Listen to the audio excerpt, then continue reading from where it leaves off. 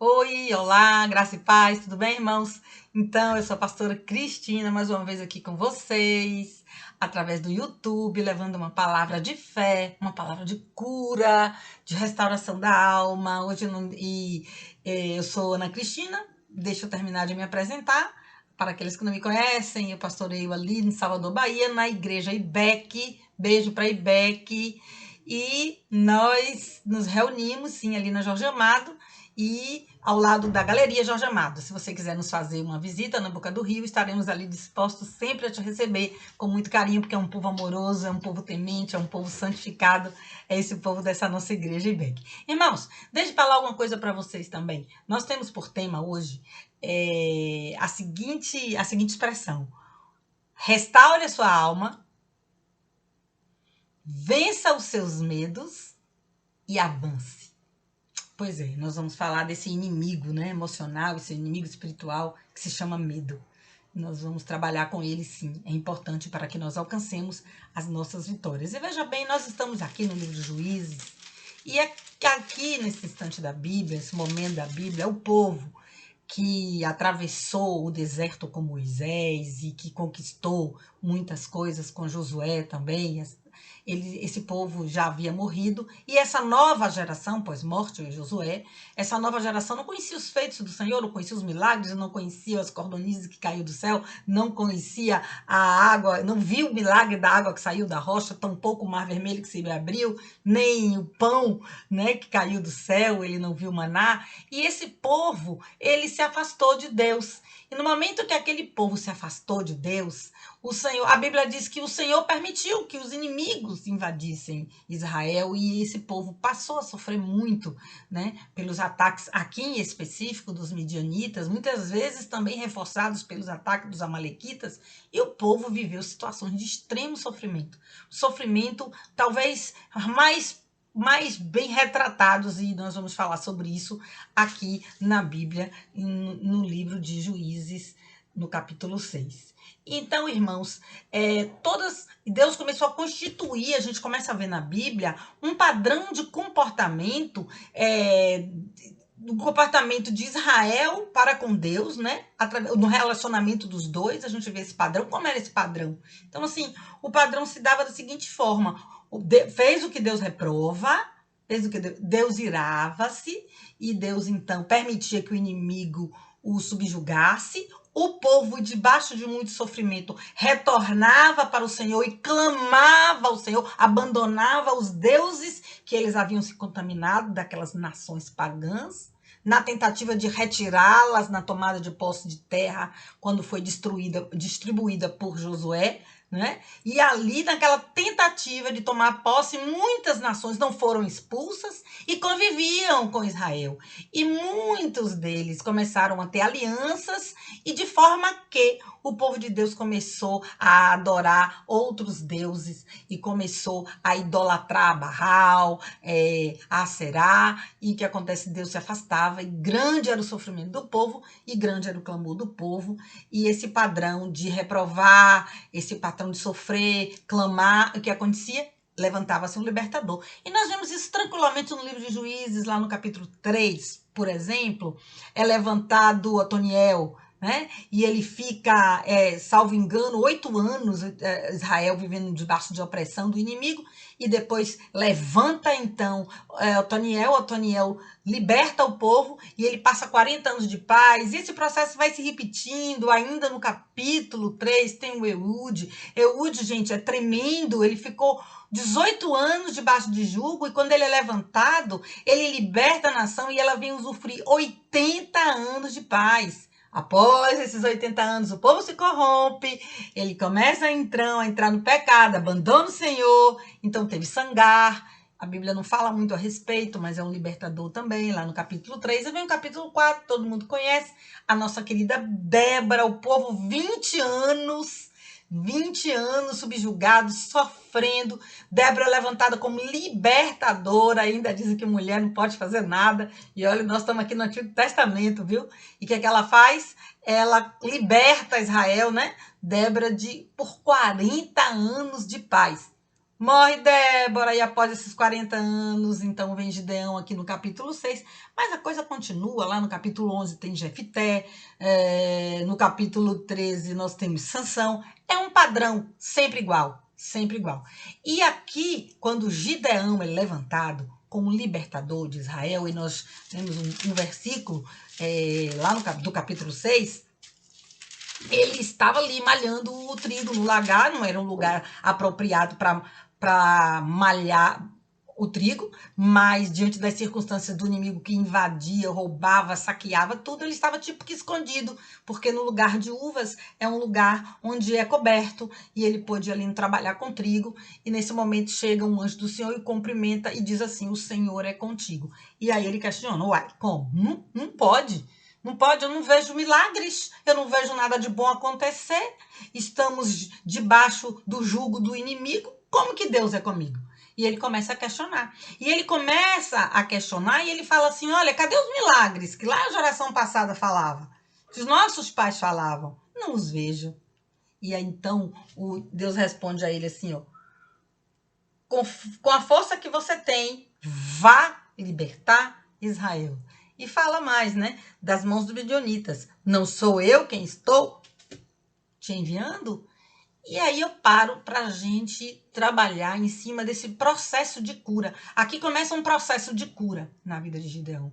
E todas as vezes que Deus levanta um homem, uma mulher de Deus, para um propósito, com certeza antes ele passa por um processo de cura.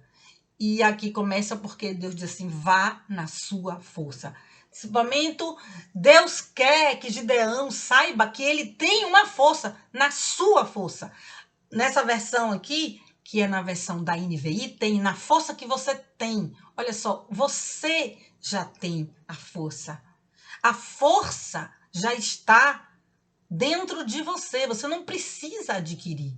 Quando as condições externas nos advêm, e essas condições querem nos destruir ou abalar a nossa fé, a nossa estrutura, a nossa vida, e que nós achamos circunstâncias tão pesadas e difíceis de enfrentar, que você acha que não vai dar conta, eu quero te dizer que Deus fala conosco da mesma forma que ele falou com Gideão. Vá nessa tua força, na força que você já tem, já está ali. Tudo está acontecendo. Tudo isso está acontecendo, mas você já está preparado, ainda que não saiba, porque você tem essa força. Em você existe essa força. Então, irmãos, esse foi o primeiro tratamento que Deus vai dando a ele. Nós vamos seguindo, então, adiante, e ele fala assim, aí a Israel já continua, ele fala assim, Senhor, ele responde, né? Responde ao que o Senhor falou para ele, vá nessa tua força. O Senhor responde assim, como posso libertar Israel? Ele fala para o Senhor, como eu posso libertar Israel? Né? Meu clã, minha tribo, é a menos importante, né? O meu clã é menos importante de Manassés e eu sou menor da minha família. Menor da família, a família era menor da tribo e a tribo era menor do que todas as tribos. Então veja que essa era a imagem que ele tinha. Então ele pensava, como é que eu vou libertar se eu sou isso? E aí continua aqui um outro processo de cura, que era a forma como ele se via. Ele não se via uma pessoa forte, um líder capaz de libertar Israel. Ele não se via como libertador. Ele não se via como um guerreiro à frente de um povo para tirar esse povo do sofrimento. Ele não se via. Muitas vezes eu e você não nos vimos nessa condição de suportar, de vencer, de liderar, de se levantar acima das circunstâncias para transformá-la. Não nos vemos assim. E aqui é uma outra cura, é uma cura que está ligada à estima, né? Ele sofria de baixo autoestima, a forma como ele se via, ele não concebia. Olha só que vamos continuando assim, ó. O Senhor sempre, o tempo todo, está insistindo, mas eu estou com você. No versículo posterior, aqui que é o versículo 16, Deus falando para ele, eu estarei com você, você vai derrotar. Deus começa a colocar na mente dele as possibilidades de vitória. Deus começa a conscientizá-lo da capacidade dele de ter vitória. Você entende, irmão? E ele vai ouvindo aquilo e continua a questionar, entrando, iniciando, como eu falei, nesse processo de cura. E ele fala assim, ó, mas então, se é você que está falando comigo, me dá um sinal. E aqui eu paro para fazer uma reflexão. Por que ele precisava tanto ter essa certeza? Eu, particularmente, acho extremamente saudável. Tem gente que diz, mas ele ficava fazendo Deus à prova, ele era inseguro, ele não tinha fé. Não, eu percebo que Deus deu a ele as respostas que ele pedia, porque realmente ele estava muito seguro. Veja bem, um homem com uma autoestima baixa, ele falou, pô, é Deus mesmo que está falando comigo? É Deus que está me levantando para essa grande missão? E você pensa assim, poxa, isso tudo está acontecendo comigo? Eu tenho condição de enfrentar tudo isso? Deus está dizendo que sim, mas será que é Deus que está falando comigo? Eu não consigo me ver vencendo, eu não consigo me ver voando, eu não consigo me ver transformado, eu não consigo, será que é Deus? E ele pergunta se é Deus. E quando Deus se revela a ele, quando Deus se revela a ele, fica surpreendido. Interessante que Deus fala o seguinte, olha só. Ele fala assim, disse-lhe, porém, o Senhor, e eu já estou aqui no versículo 23, preste atenção. Pai seja com você, não tenha medo, você não morrerá. Olha, isso é interessante. Ele pede um encontro com Deus, porque ele precisava saber se era Deus, porque não estava enxergando nele a capacidade de responder aquela demanda. Por outro lado, existem muitas situações que podem enganar o homem, o nosso coração é muito enganoso, você sabe disso, a Bíblia já diz lá, o coração do homem é enganoso, está em Jeremias. Além do coração enganoso, as vozes externas que falam também, né? No mundo do espírito, nós sabemos que tem o espírito do engano. Então, ele foi um homem imprudente dentro da sua insegurança de não se ver como Deus o via, valente, libertador. Ele pergunta se é Deus, então Deus se revela. Quando Deus se revela para ele, e ele tem um encontro com Deus, e ele sacrifica ao Senhor, aí Deus vê assim, não tenha medo, já percebe o medo na vida de Gideão. Deus percebe, e esse medo é que Deus quer trabalhar, removendo da sua vida também, através da palavra, que está aqui como um exemplo para nós seguirmos. E eu te garanto que que nós vamos conseguir essa noite, sim, creia.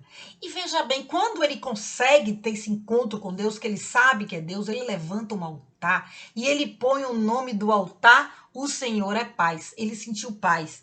Porque, olha bem, quando nós temos dúvida acerca de algo, se Deus falou ou não, nós ficamos interiormente em conflito, porque nós não temos certeza se foi Deus. Né? Então, nós não temos força para enfrentar nada se não temos certeza que Deus está ali nos orientando, né, naquela direção. E quando ele percebe que é Deus, ele levanta um altar. E nesse altar, ele coloca o Senhor é paz. Precisamos saber, para que você entre na paz do Senhor, ainda que você esteja vivendo momentos tão difíceis, né? E eu acho que esses tempos parece que o mal está potencializado, as depressões, os medos, a escassez, o desemprego que tem assolado a nossa nação, aliás, ao mundo. Tudo que nós estamos vivendo hoje, realmente, nós precisamos dessa paz. Nós precisamos de saber aonde Deus está nos dirigindo. Nós precisamos colocar diante de Deus a nossa situação para que Deus possa, então, nos dar essa paz através da certeza da direção. Mas veja bem, então Deus dá um primeiro comando, Deus dá uma primeira ordem. Olha só, eu acho que nesse momento Deus já vê que ele tinha já uma condição de enfrentar a primeira dificuldade, o primeiro desafio, e manda ele destruir o altar físico de que estava ali levantado para Aserá e levantado para Baal, e que ali o povo idolatrava. E ele se vai, a Bíblia diz, eu quero ler para você, porque é muito importante esse versículo, neste caminho de cura, onde Gideão, juntamente com cada um de nós, passou, está passando ou vai passar em nossas vidas. Preste atenção, por favor. E ele diz aqui isso no versículo 27. Ainda estamos no capítulo 6. Olha só. Assim, Gideão chamou 10 dos seus servos e fez com o que o Senhor te ordenara. Mas com medo. Preste atenção. Ele estava forte, corajoso, decidido. Eu vou fazer, eu vou... Não, ele estava com medo.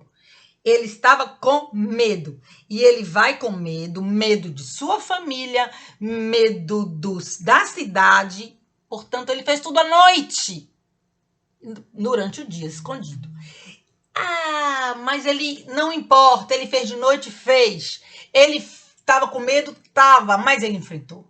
Aí tá a resposta que Deus teve, porque ele já estava mais fortalecido do que aquele Gideão encontrado ali inicialmente, no versículo 1 do lagar, onde, dali em diante, onde não acreditava mais que Deus pudesse manifestar a vitória, porque não conhecia, não reconhecia Deus.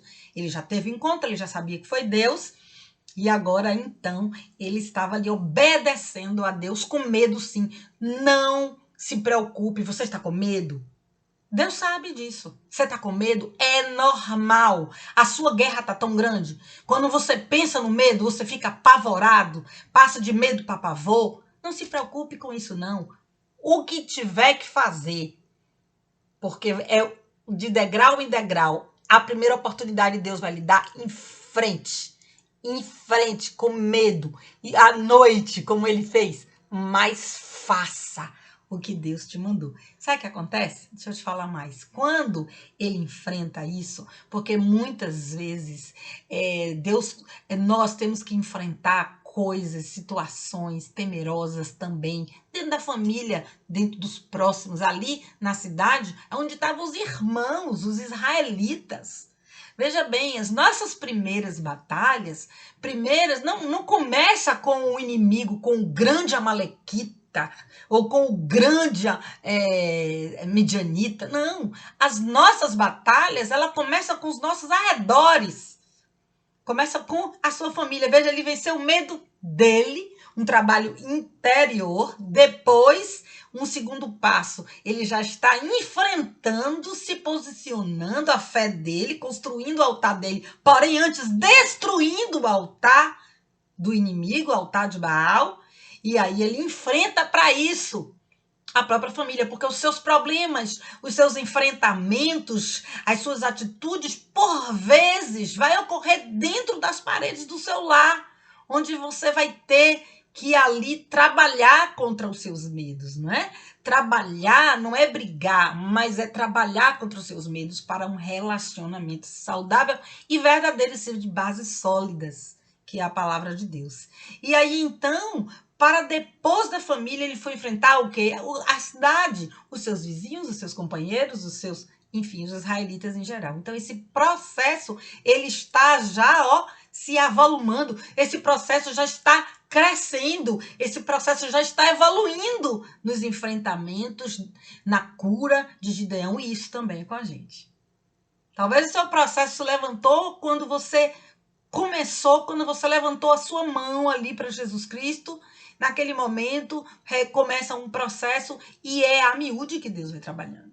Mas, enfim, descobrem no outro dia a cidade, todo mundo super revoltado, porque Gideão destruiu. Quem fez isso foi Gideão. Pega Gideão, mata Gideão. O pai de Gideão intervém e diz assim, não, por que vocês precisam defender esses deuses? Eles não sabem se defender? E as pessoas param para pensar, é verdade. E aí eles não fazem nada contra Gideão. Deus estava totalmente no processo. E aqui eu quero fazer até uma simbologia. Esse pai se levanta para intervir, protege. Vamos então tomar para nós a proteção divina, né? Que foi o próprio pai de Gideão que o defendeu. E o povo então permite que as coisas fiquem como estão. E eu quero te dizer que um grande passo Gideão venceu. Sabe por quê? Foi o primeiro passo de guerra na questão do reino espiritual. Antes dele enfrentar o inimigo físico, ele teve que destruir aquele altar onde havia idolatria, onde havia oração, onde havia uma fé morta que esse povo dedicava a esses deuses e que o Senhor não permitia, e que a Bíblia diz várias vezes que o Senhor sentia ciúme. O Senhor é um Deus que tinha o zelo, queria esse povo como propriedade sua para cuidar desse povo eleito. E nesse momento, aquele povo saindo das mãos dele, nesse altar, era preciso desconstruir aquela idolatria, era preciso desconstruir aquele comportamento em desacordo com a palavra de Deus, para que começasse então a cidade receber essa libertação. Isso aqui é uma noção de guerra espiritual a nível estratégico, né? Destruir os altares levantados no território, a fim de que a libertação espiritual venha depois que esses altares sejam destruídos. Eu gosto muito quando Deus fala para Jeremias que antes de Jeremias construir, ele tem que derribar, né? Ele tem que derribar. Às vezes também, lá em Neemias, antes de construir o muro, teve que tirar um entulho. Tem obras que devem ser feitas, né? Preparação, a terra é preparada para depois, então, chegar até o último passo, que é a colheita. Tudo é assim no reino de Deus, tudo exige preparo. E eu quero continuar, então, com você aqui. Olha só, quando ele destrói aqueles altares, o que acontece? Interessante como as coisas do reino do espírito, elas são paralelas ao reino natural, né? Como elas se comunicam. No momento em que ele destruiu, presta atenção, ele destruiu os altares, o exército inimigo já estava se preparando para avançar,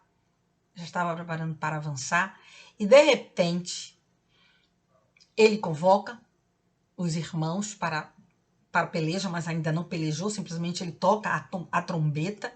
Mas veja bem o que acontece. Nesse momento, o momento onde a guerra está já para acontecer, que Deus, a Bíblia diz, e eu faço questão de ler para vocês o versículo, olha só, a Bíblia diz assim, lá no versículo 33 ainda do capítulo 6.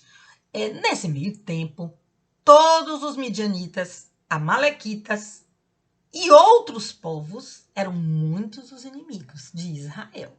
Preste atenção.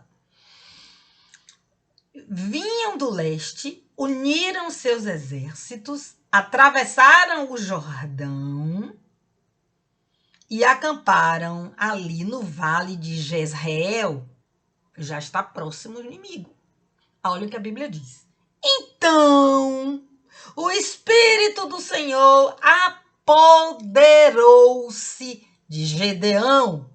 Ele vai, toca a trombeta e reúne o povo. Gente, depois que ele obedece, depois que ele destrói o altar, que ali, naquela situação do Antigo Testamento, era um altar físico, e na nossa situação, esse altar que nós temos que destruir, e ele é destruído através do arrependimento, é uma condição espiritual, né? Está arrependido de tudo aquilo que nós fizemos, de toda a contaminação em nossas vidas, que nos afasta de Deus, né? Que nos deixa longe da palavra de Deus e, consequentemente, do propósito dele em nossas vidas. Nesse momento, há um arrependimento e você, então, está destruindo aí espiritualmente esse altar e levantando um altar para que você possa ter suas orações, para que você possa se apresentar como santo a Deus. E sabemos que Jesus Cristo nos proporciona essa santidade. Então, o que acontece? Então, acontece que já estava tudo arranjado, ele já estava apoderado, e aqui é interessante que a Bíblia diz assim, então o Espírito do Senhor apoderou-se de Gideão. Vamos trazer isso para a realidade do Novo Testamento? O Espírito Santo te encheu. Você está cheio do Espírito Santo? Porque naquela época não existia a pessoa bendita do Espírito Santo. Jesus ainda não tinha ascendido aos céus. Portanto, o Consolador ainda não tinha vindo. Não era graça esse tempo.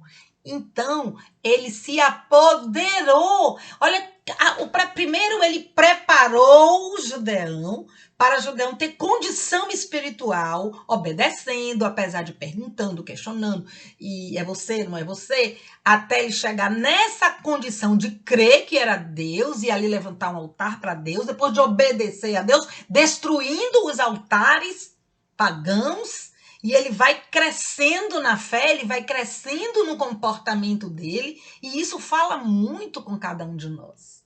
Isso fala. A nossa vida com Cristo, ela é muito processual. A nossa cura é muito processual. A nossa intimidade com Deus, ela é muito processual. E nesse momento aqui, que ele está mesmo cheio do Espírito Santo, estaríamos nós, né? Mesmo Deus se apoderando de Gideão, ele faz prova de Deus. Ele quer saber se realmente Deus estava levantando ele para ser o libertador de Israel. E ele questiona, ele pergunta, e ele faz prova. Nós conhecemos a prova do novelinho de lã, nós conhecemos a prova, depois você pode olhar ali com calma no capítulo 6, nos últimos versículos do capítulo 6. Mas deixa eu te falar uma coisa, ele faz aquela prova e ainda é um pouco dessa insegurança proveniente da imagem dele, da alto-baixo estima, né, do autoconceito dele baixo, né, da autoimagem dele também, assim, vamos dizer, deturpada, uma imagem distorcida dele mesmo, em se achar tão pequeno, incapaz, de nem sequer acreditar que, apesar de ter falado com Deus, ele está duvidando que ele não estava duvidando de Deus. Ele estava duvidando se realmente era ele a pessoa, né? E isso é muito interessante, muito sincero da parte dele, muito honesto. Mas eu acho que ainda uma sequela, ainda é um resquícios do quê? Do comportamento dele ainda em relação àquilo que ele pensa dele mesmo. E nesse momento Deus responde tranquilamente. Deus quer dar certeza a ele porque ele está no processo de cura. Quando Deus responde, não é você, ele faz por 3 vezes a mesma prova, ele confirma. E Deus fala assim, é você. Deixa eu te falar uma coisa. Ali muita coisa foi curado. Porque aqui ele teve certeza do chamado dele. Aqui ele obteve a convicção de chamado. Nesse momento, ele pôde receber a cura, pois ele entendeu, Deus me elegeu. Deus me chamou de forma específica. Deus me levantou para um fim. E quando ele se sente, quem não quer ser eleito, né? Quem não quer ser escolhido? E aí ele entende o senso de pertencimento dele se aflora, a alegria de se ver um escolhido para uma missão. Isso destrói, com certeza, todos esses fantasmas que assombravam ele acerca da capacidade dele. Isso acontece muito com cada um de nós. E Deus vai te elegendo, e à medida que Deus te elege e te mostra o quanto Ele te ama e o quanto você é importante para Ele, nesse momento, Deus está ainda trabalhando nesse processo de cura nas nossas vidas. E isso aconteceu aqui com Gideão. Gideão agora já sabia que tinha um Deus que fazia milagre, que ele não conhecia. Gideão agora já sabia que Deus falou com ele, porque ele confirmou. Aí ele tem com Deus um encontro, levanta um altar. Depois ele obedece a Deus, destruindo todo o pecado que havia ali na nação. E depois de tudo isso, Deus se apodera dele e ele toca a trombeta, convocando o povo, já cheio do poder de Deus. No entanto, duvidando ainda. Ei, sou eu esse para uma grande missão? E Deus responde, é você. E nessa noite Deus está falando, é você. Você que está me ouvindo agora, é você. E não importa a tribo, não importa a família, não importa a condição física, não importa nenhuma condição. É você. E é isso que Deus quer que você sinta nessa noite. A cura de Gideão, nos capacitando também a nós sermos curados. Nós vamos seguindo, o que eu acho muito interessante, talvez o mais interessante de tudo, é Gideão quando já estava ali sendo tudo preparado, o que aconteceu? Ele começa a chamar o povo, né? A criar o exército. Imagina que ele vai agora montar um exército. Quantas etapas ele já passou? Ele já está de líder montando um exército. Daquele medrosinho com medo de derrubar ali aquele altar, já estava montando um exército. Convocando as tribos. De repente, as tribos de Israel. De repente, o que acontece? Deus fala, olha, muita gente aí. Embora que eliminar, Deus faz um processo seletivo, tira lá quem ele quis, reduz um exército para 300 pessoas para enfrentar um acampamento que já estava ali próximo do embate, onde os inimigos, eles eram tão numerosos que a Bíblia diz que eram como nuvens, eram demais, que eram tantos camelos que eram incontáveis como a areia do mar. Você tem noção? Você tem noção do que é camelos que representavam aí onde os guerreiros estariam sentados? Você tem noção do que é camelos incontáveis como a areia do mar? Você tem noção do que é gente como nuvens? Olha a imensidão do céu. Era imenso, era um exército absolutamente aterrorizante. Peraí. Ele estava sendo preparado para coisas muito grandes. Quando você tem seus medos, seus questionamentos, suas pendências, seus choros com Deus, faz parte de um treinamento e a resposta vem e você vai se levantando. E aquele homem vai com 300 homens. 300 homens. Para um povo que, além de numeroso, era extremamente cruel. Eram nômades, completamente bárbaros. Bárbaros mesmo. Eram homens que, na realidade, quando eles atacavam Israel, eles matavam tudo. Eles não deixavam nada na agricultura, ele não deixava um rebanho, ele não deixava ninguém. Homens, mulheres que estivessem à frente deles eram destruídos. Eles eram destruidores. Eles eram destruidores. O povo se escondia nas cavernas, amedrontados. O povo já não tinha mais vida. As pessoas não saíam das cavernas. Isso está te lembrando? Não saímos das nossas casas. Então era um povo acuado, era um povo sofrido, envergonhado. Eles não tinham o que comer. Eles conviviam com a morte diariamente. Entende? Que povo era esse? Que natureza de povo era esse? Que tamanho de exército era esse? Que aterrorizava todas as nações e no momento eram verdadeiros dominadores. E de repente, Israel, que já era um exército por demais minúsculo, o Senhor reduz. Faz lá o exame dele e reduz. Sai todo mundo aí, ó. Você pode ler esse critério que é muito interessante, motivo de outras pregações que todo mundo conhece. Mas o resultado é que Gideão tinha ali 300 homens para enfrentar. Agora deixa eu te falar uma coisa. Ele já estava vencendo o medo, ele já estava se restaurando, mas ressuscitou o medo.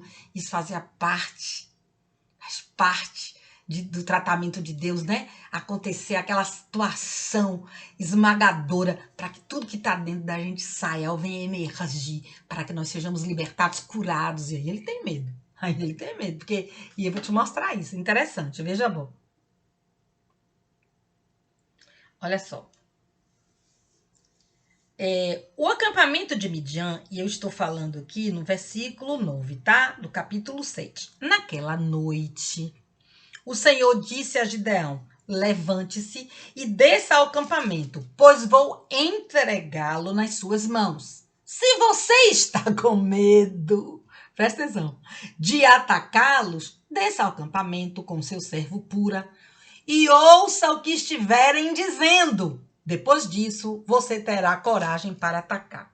Meu Deus, olha só, que processo de cura se finalizando.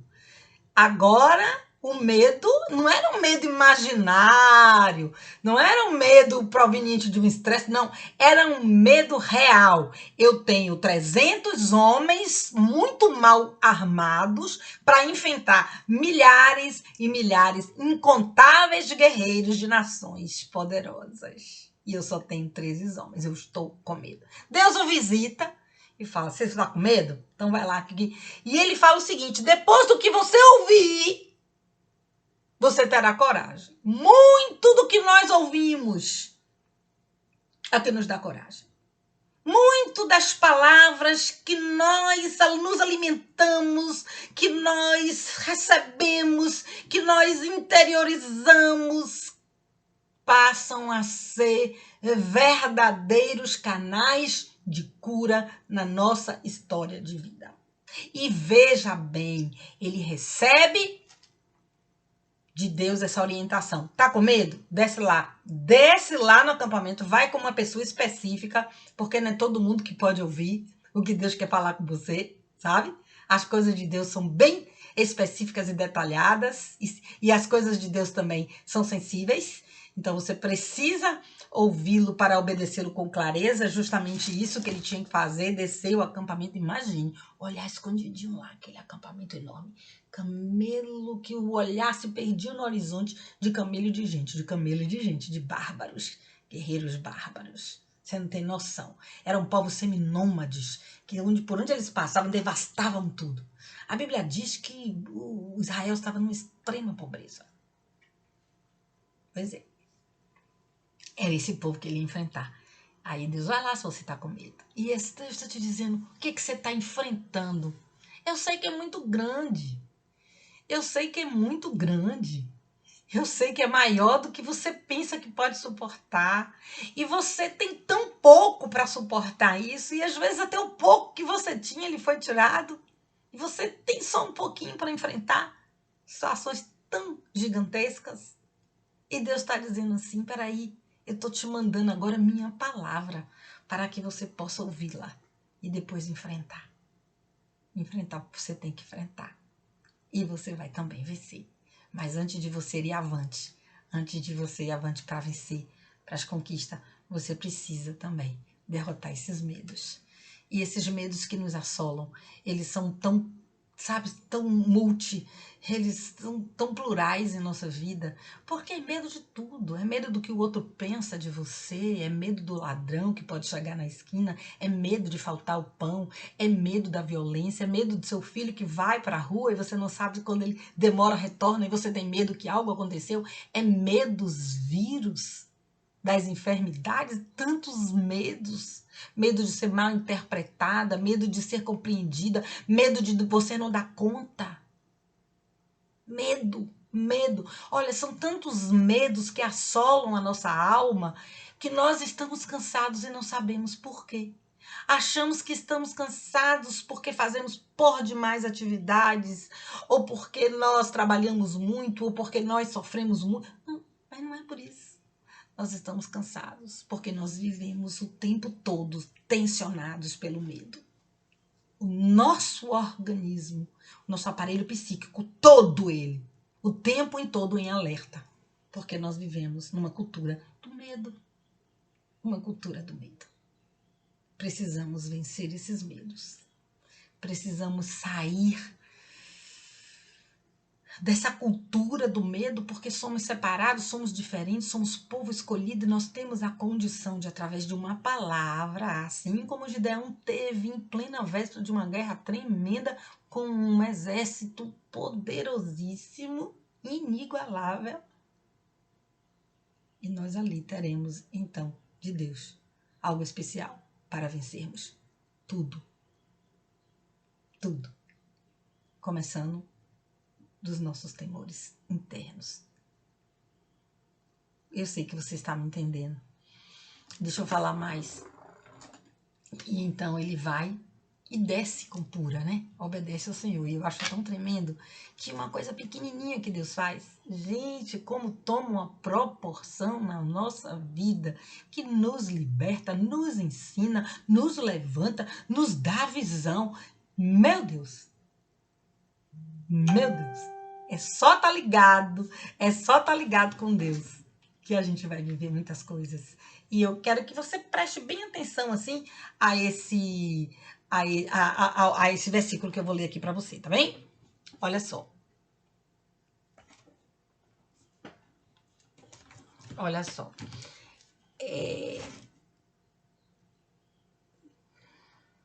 Vou até ler essa partezinha aqui também para poder você entender qual o perigo que estava aqui. Presta atenção, ó. Então ele e seu servo Pura desceram até os postos avançados do acampamento, onde estavam os midianitas, os amalequitas e todos os outros povos que vinham do leste e haviam se instalado no vale, e eram numerosos como nuvens de gafanhoto. Olha só. Assim como não se pode contar a areia do mar, também não se podia contar a quantidade de seus camelos. Imagine. Aí ele vê aquilo tudo com Pura, desce. Aí Gideão, versículo 13.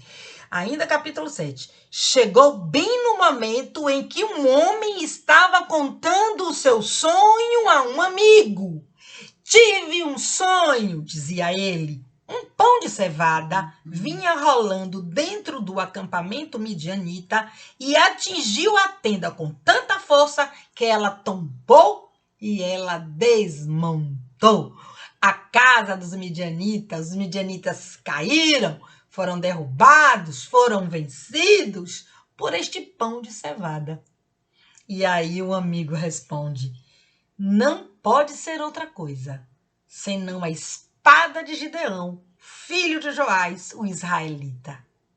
Deus entregou os midianitas e todo o seu campamento nas mãos dele.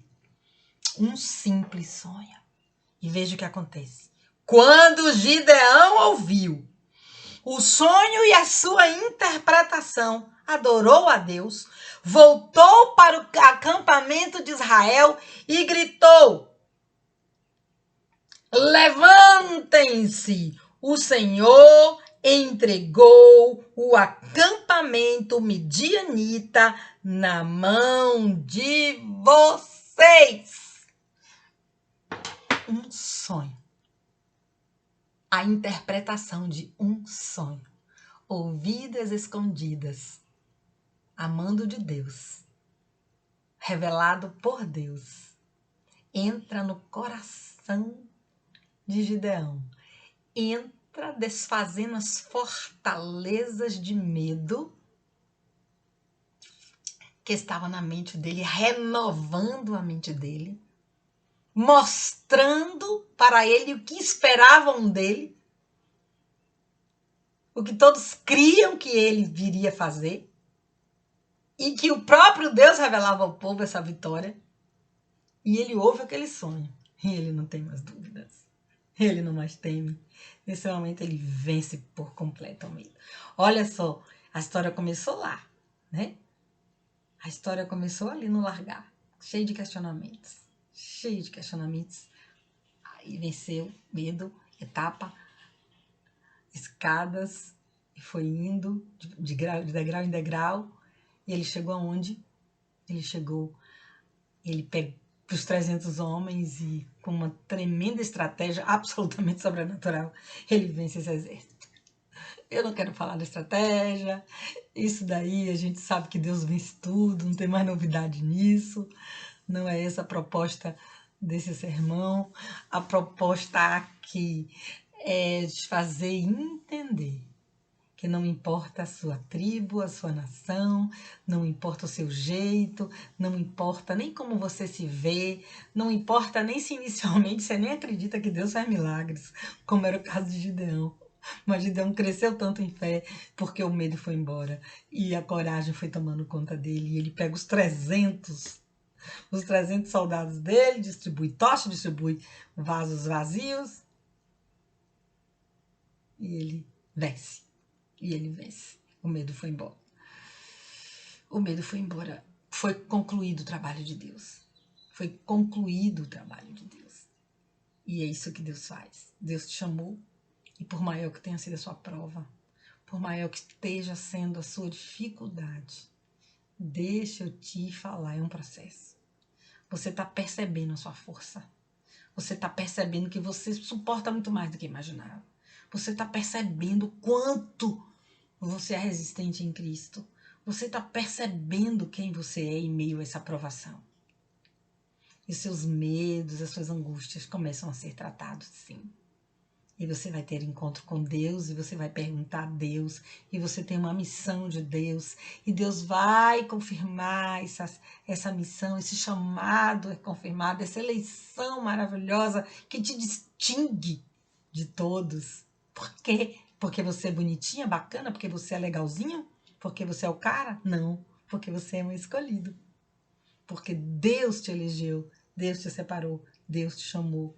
E Ele tem responsabilidade com o que Ele vai fazer com as nossas vidas. Ele não vai nos lançar aos midianitas, Ele não vai nos lançar aos amenonitas, Ele não vai nos lançar a nada sem que antes Ele tenha nos dado suporte, preparado de todas as formas, espiritual, emocionalmente, removendo todo medo, removendo tudo aquilo que atrapalha, que paralisa, que impede, que não deixa você caminhar, as dúvidas, de não acreditar que você pode, não acreditar em você, que os fracassos do passado não lhes permitem sonhar com vitórias, os medos das derrotas, tudo isso acumulado na história de vida. Chega um momento que você não acredita mais no próximo passo, você não acredita mais que a sua história vai ter um fim segundo a vontade de Deus. Então Deus te pega naquele momento em que você fala, eu quero, estou aqui, porque eu quero te seguir. E nesse momento o Senhor vem e Ele começa esse tratamento com você. E vamos deixar para fora todo esse medo que nos impede de ser quem verdadeiramente nós somos. Esse medo que nos impede de assumir a postura que nós precisamos assumir diante de Deus e dos homens. Esse medo que nos impede verdadeiramente de caminhar, que nos impede verdadeiramente de ceder à vontade, ao propósito de Deus nas nossas vidas. E é deste medo que eu estou falando nessa noite, que você vai se despedir, sabe? Nessa caminhada, o medo parece que se intensifica porque tem coisas que são extremamente irônicas e perfeitamente maravilhosas na palavra de Deus. Deus em nenhum momento liquidou com as circunstâncias sobrenaturalmente, não. Ele fez com que Gideão enfrentasse as circunstâncias, enfrentasse a sua família e os cidadãos ali de Israel quando ele destruiu o altar físico e fosse enfrentando outras situações, fosse enfrentando dar baixa naquele exército, reduzindo a uma mínima quantidade de presentes, quase nada em relação ao inimigo. E ele foi indo e foi superando os seus medos. E Deus fala, tá com medo de enfrentar? Eu tenho para você uma palavra. Tá com medo de enfrentar? Deus tem para você uma palavra. Assim como teve para Gideão ali, quando ele espiava aquele acampamento. E disse para ele que quando ele ouvisse aquela palavra, ele teria coragem para enfrentar. E é esta palavra que eu quero que Deus atinja poderosamente seu coração nessa noite. E dizendo que você pode, além das circunstâncias, porque você é um escolhido. E você é como esse pão de cevada, que destrói toda a malignidade, que destrói toda a seta inflamada que vem contra a sua vida, que destrói tudo aquilo que quer te paralisar. Porque você é um escolhido. Siga adiante.